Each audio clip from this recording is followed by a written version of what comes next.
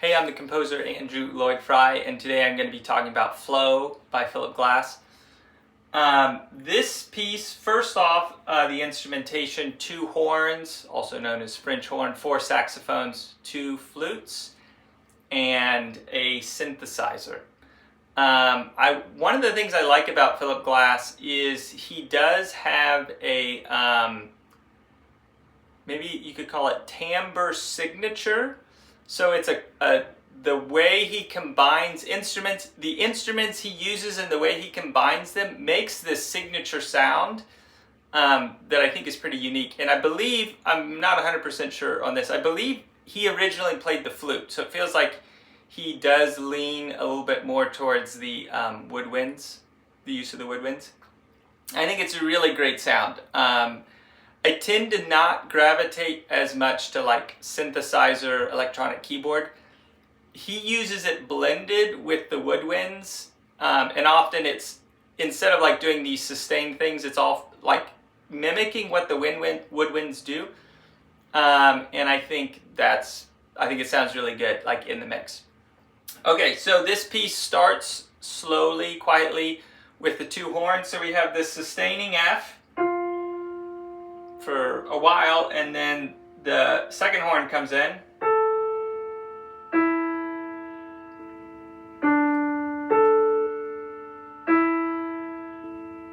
So let's just talk about that. So first off, we only have 2 instruments that are each playing 1 note, so we do not have complete triads. So we're dealing with dyads, 2-note chords, which I actually really like. Dyads, simply for the fact that they're much less used, and they're always ambiguous. And they're not better or worse, but just the context of them being less used makes them, to my ear, just sound more fresh. And if we did this, you know, that's just a little bit more familiar and not as fresh. So I like that he's using dyads and keeping it ambiguous.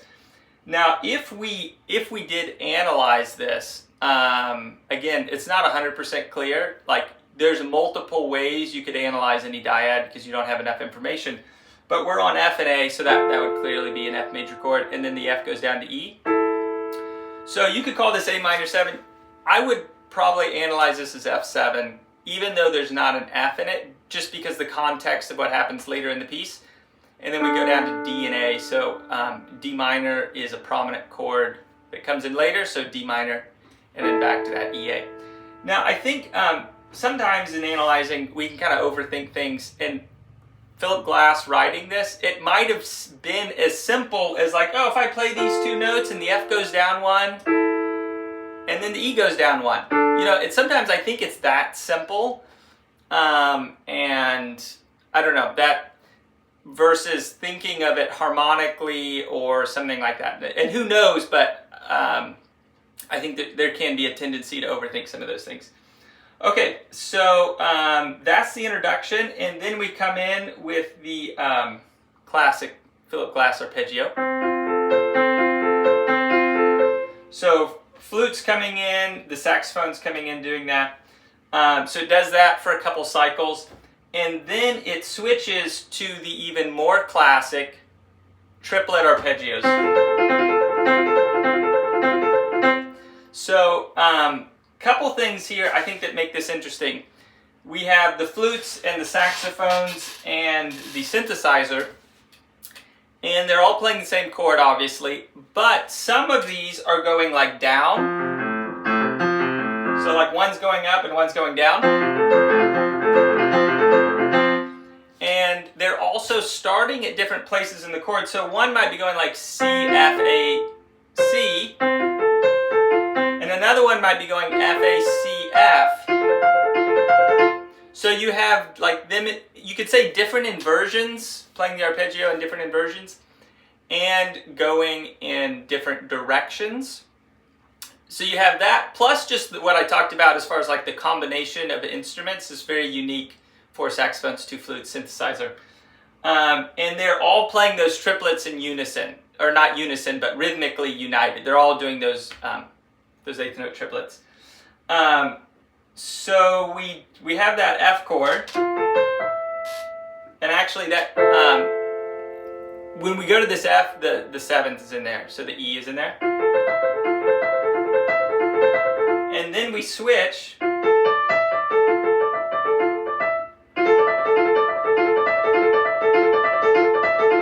Back to the first one. So this second chord, and I'm specifically looking at the soprano saxophone part because I think it's the clearly spelled out there. So here we're on F, A, D, and E. There's also a C in one of the other parts. So if you put that all together, that would be a D minor with the seventh and the ninth in it. So essentially, this whole section is just going between the F chord and the D9, and it just alternates. So we have all those things doing the triplets, and then after a couple cycles, the horns come back in. So they left once they came in doing the triplets, and really the horns aren't doing much, but they're the only thing that's adding variety to the cycle. And really what they're doing is adding rhythmic variety. So they might be coming in just like playing half notes, and then they come in doing triplet things. So that's like the only thing that's changing, and this thing just keeps going the whole time.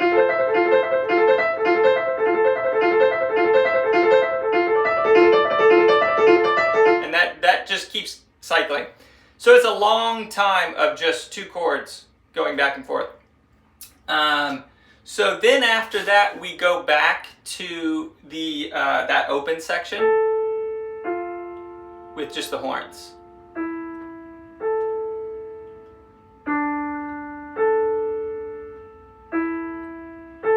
So that repeats, so it's kind of just back to the introduction. And then we go back to our eighth note arpeggios, triplet arpeggios. Now there's a couple things I want to point out when we go back to this bigger section.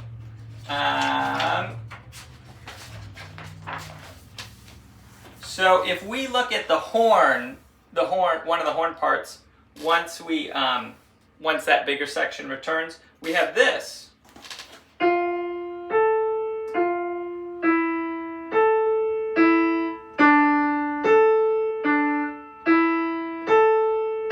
So I think that's pretty interesting because that is like the horn parts, both of the horn parts from the beginning, that we had. It was like two parts initially, and now it's like one part is essentially playing both of those horns. Now as this section continues, the horns get more active, and often a lot of what he does is he just makes it a little bit more, increases the rhythm. It's a really simple way to add development where you're just taking like the same notes, but you're putting more rhythm in that space. And this piece really does build at the end. So everything gets a bit more active, and some of the other instruments switch away from the triplet eighth notes to doing quarter note triplets and things like that. So it really does get big at the end, and then it just hits that ending really sharply and is done.